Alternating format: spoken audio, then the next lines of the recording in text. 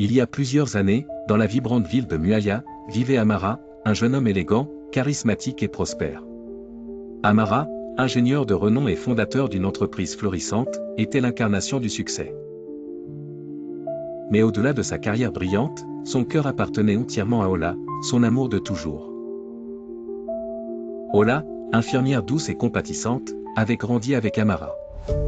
Depuis leurs jeux innocents à l'école primaire jusqu'à leurs années à l'université, ils avaient tout partagé. Leur amour était si profond que même leur famille les considérait déjà comme un couple parfait, béni par les étoiles. Lorsqu'Amara demanda Ola en mariage, le monde semblait leur sourire. Mais un obstacle inattendu surgit, lors des examens prénuptiaux, ils découvrirent qu'ils partageaient le même génotype AS, rendant tout mariage risqué pour leurs futurs enfants. La nouvelle tomba comme un coup de tonnerre.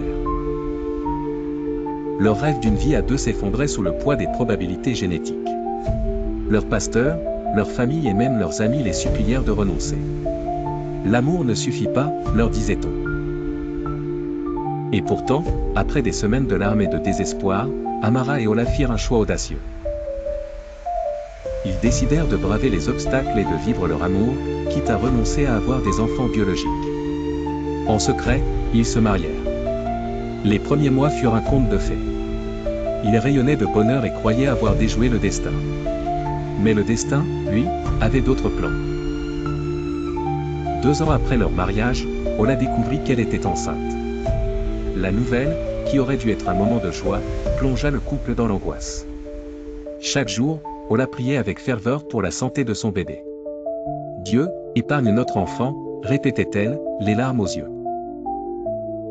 Lorsque leur fille, Oluoma, naquit, elle fut accueillie comme un miracle. Mais la réalité rattrapa vite le couple. À l'âge de 4 ans, Oluoma commença à souffrir de crises douloureuses. Le diagnostic tomba, elle était atteinte de drépanocytose. Les jours heureux cédèrent place à des nuits blanches.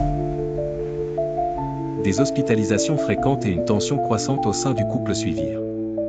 Les finances s'effondraient, la patience d'Amara s'érodait, et leur amour, jadis inébranlable, commença à se fissurer.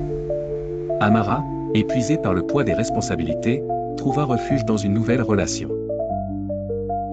Ola se retrouva seule pour faire face à la maladie de leur fille. Mais elle ne baissa pas les bras. Malgré sa douleur, elle trouva une force insoupçonnée. Elle transforma sa souffrance en une mission, sensibiliser les couples aux dangers des unions génétiques incompatibles.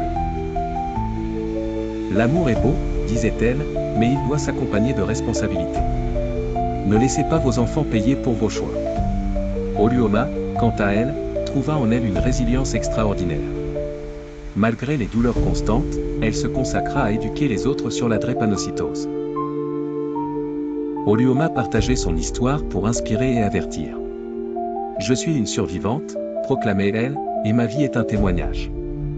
Mes parents ont fait un choix par amour, mais cet amour ne suffisait pas à effacer les conséquences. » Aujourd'hui, l'histoire d'Ola et Amara est racontée non pas comme une tragédie, mais comme une leçon d'amour, de courage et de responsabilité.